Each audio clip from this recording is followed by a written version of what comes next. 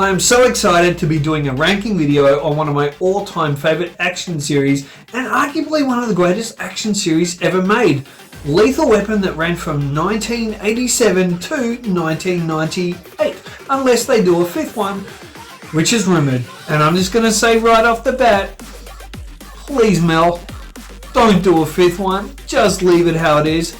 So, I'll see you at the bar.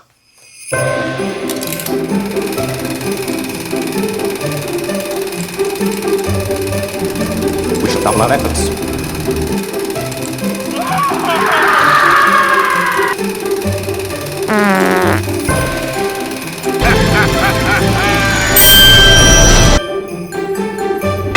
You guys, I think everyone loves this series, and like I said at the intro, this series means a lot to me. I love it, and action film fans in general love the film.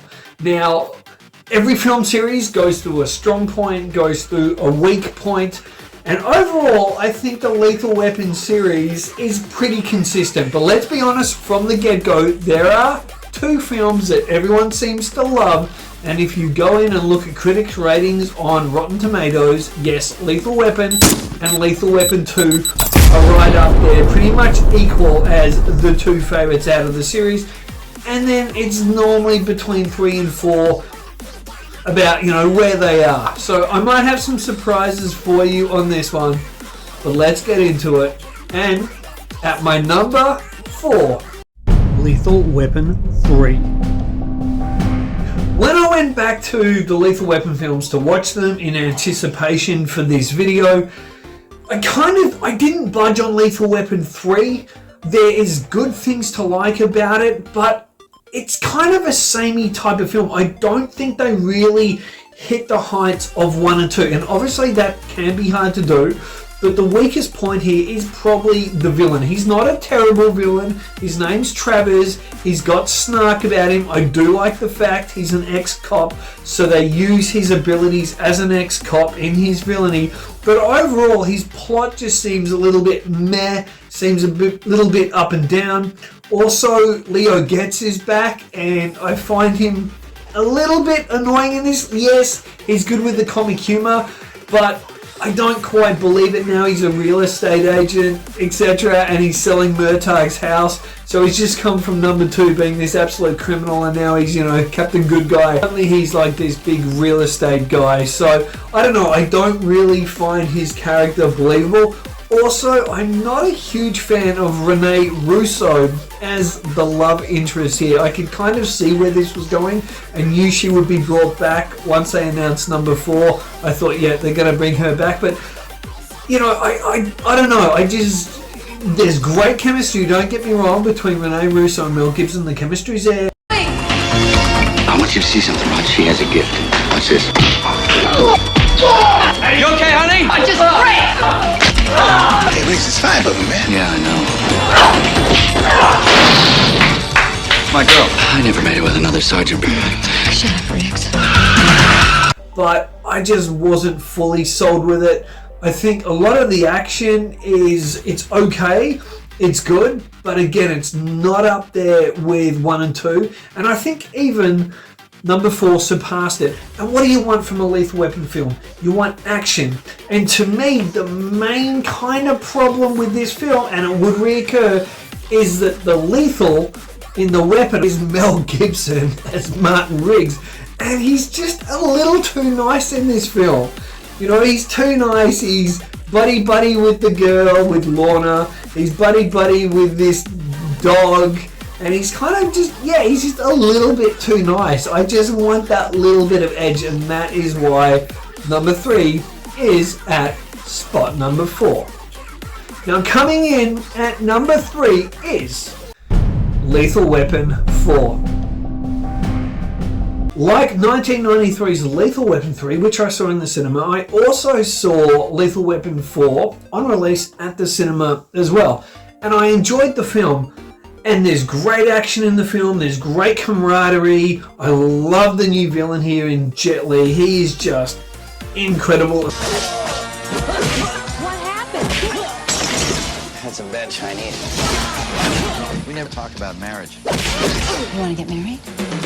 especially the action-packed house fight. Just his martial arts is incredible. But the big issue I have with this film, and like I said before, I saw the warning signs coming from the third one, is this one just became too funny. Right to remain silent. You have the right to get an attorney. If you get Johnny Cochran, I'll kill you. Now there's a lot of characters here. I think the characters are actually juggled quite well compared to films today, but the humor is just way over the top. I love Chris Rock in it. He's funny. But the whole thing, he's dating Murtaugh or engaged with Murtaugh's daughter, I didn't buy it. And then the whole thing with Lorna being pregnant, you know, Mel Gibson's woman, she's pregnant and they're having a baby, I didn't like it. And I'll tell you what, this may sound a little bit picky, guys, but the number one thing I did not like about Lethal Weapon 4, and I'm sounding like I'm complaining a lot, I do enjoy the film, it's better than number 3, but what I didn't like, I don't like it when Riggs has short hair. We're not too old for this shit. We're not too old for this shit. Say like you believe it. We're not too old for this shit. He's got the jacket on, the short hair. It just aged him. He suddenly looks so much older from 1993 to this one in 98. Obviously some time had gone past, but he just looks like he's really aged. And I didn't like that look. He just didn't look like Riggs to me. However, on the flip side, there is really good action here, especially the big freeway chase, and there's like a home thing on the back of a truck and they're going through that, and there's crazy action, crazy stunt. I like the opening stunt section as well, and you hear Van Halen's Fire in a Hole, I think the song is, and you hear that music while they're taking on this crazy guy with a flamethrower.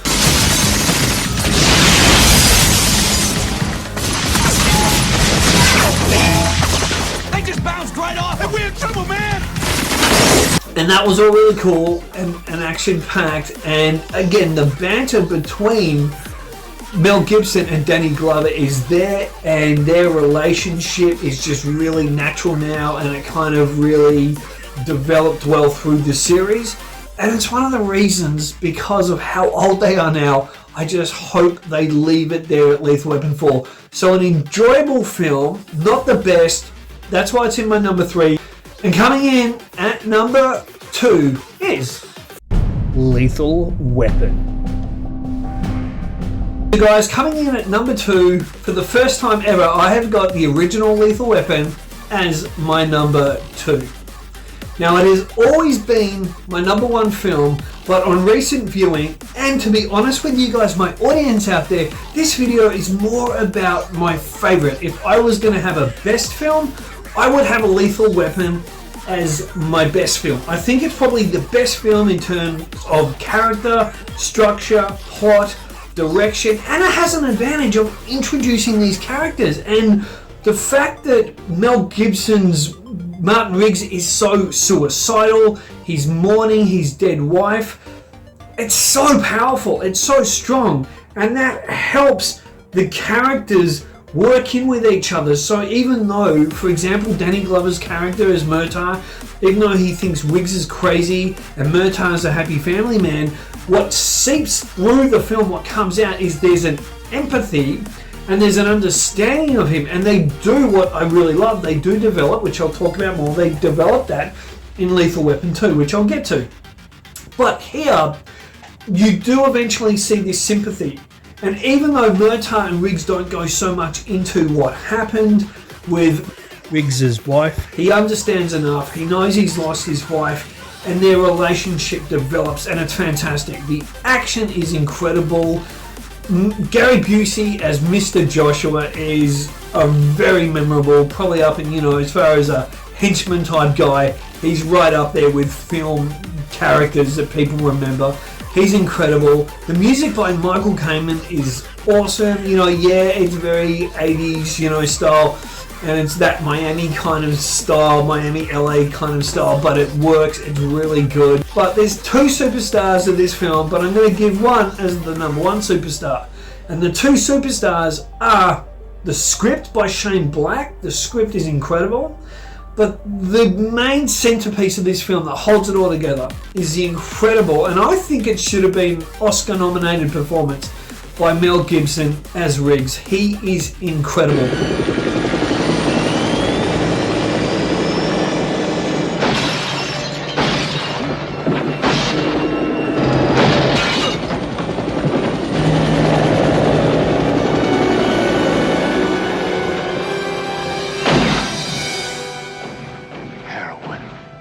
off easy, son of a bitch.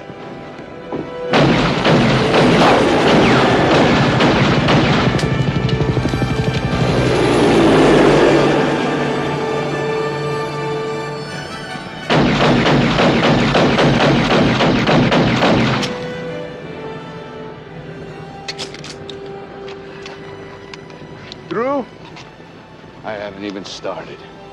I love this film. I think it's probably the best film, but I've got it in number 2 spot, and I'll explain why. So coming in at number 1 is Lethal Weapon 2. I've always loved this. I think it's one of the greatest sequels ever made. This is just a flawless sequel. Who is it? Police, open up. How do I know you're the police? After I shoot you through the door, you can examine the bullet. Open up. And even though I think Lethal Weapon 1, like I mentioned before, is probably a better film, I think this is my favourite film. This can change, but for now it's my favourite Lethal Weapon film because the characters, that what we have in the first film, cemented there, is allowed to develop and grow. And it is funnier. Let's go, Raj. Oh, no, shit, let's go. Come on, Raj, don't be a killjoy. Come on, we're back. We're bad. You're black. I'm mad. Come on, man. Hey, listen, if we're going, shouldn't I have a gun? No. It's more humorous than the first one, obviously with the addition of Leo Getz with an incredible Joe Pesci. Very, very funny. But also, the tension between Murtaugh and Riggs isn't there anymore. Like, the horrible tension, you're going to get me killed and blah, blah, blah, and I want to go back to my family and you're suicidal and you're a maniac. That's simmered down now because there's a real understanding and a respect between the two characters on how they do things differently. You haven't heard about me, you know, I got a bad reputation and sometimes I just go nuts like now. Because the magic Gun! is back. Run, out the window, no! You all right there? Yeah, I'm okay. Where were you, man? You're my partner or what? Why didn't you follow me down? Yeah, why don't you follow him down? Shut up! I'm 7 floors up! Lethal Weapon 2. You're not gonna make it. I'm gonna make it. You know, there's not enough room. You were right, you know. Yeah, there wasn't enough room. Lethal Weapon 2. This time, they're not taking any crap. Just get off me, man. I don't want anybody to see us like that. Also, the love interest of getting the actress Patsy Kensit in this film, who's a British actress, and she plays the beautiful South African girl that Riggs falls in love with. That I love this. I love the casting of her. I love their chemistry. I love the way Mel Gibson interacts and acts with her. And it's devastating. And spoiler warnings in case you've never seen Lethal Weapon 2. But when she passes away and the rage, it's like everything that happened, or a fair bit of what happened with his wife, we never got to see him lose his wife. Now as an audience in Lethal Weapon 2, we get to see possibly what it would have been like, what he would have been like when he lost his wife, you know, prior to the first film. So we get to see this rage where this woman that he's fallen in love with is now being taken away from him. And what Lethal Weapon 2 does incredibly well is, which a lot of films fail to do, a lot of sequels fail to do, is they've got two absolute badass villains in here. The main bad guy, the South African racist jerk, and there's a lot of humour within that, but there's a lot of villainy there as well. And then you've got his henchman who looks like a blonde Adolf Hitler or a, you know, 1980s Daniel Craig. He does look a bit like Daniel Craig, you gotta admit, guys. But this guy, he's a badass. They're both badasses. And when you have a strong villain, especially a strong villainous team like these two, where he's got a great henchman, the lead characters, we've got two lead characters, get to play off them more. We believe their angst, we believe their humour towards them when they're mocking them. We believe that more when the villainy is so bad. And the action, like pulling down the house, is so memorable. Leo Getz and Riggs flying out the window into the pool is so memorable. The car chase at the start of the film is memorable. There's so many memorable set pieces here. The humour's great, the action's great, the direction's great. This is now my all-time favorite Lethal Weapon film. And guys, sincerely, I would love to know, please in the comment section, rank your favorite in order from 4 to 1, your least favorite to favorite. Let me know why, and let me know what you think of my rankings too. And hopefully you've enjoyed this video. The next ranking series coming up is going to be one, again, I know I keep saying it, one of my all-time favorite action series ever. Yep, I'm in a bit of an action frame of mind at the moment.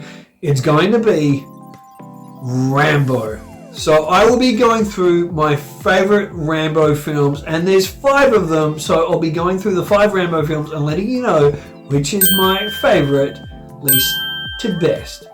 See you then. Bottoms up.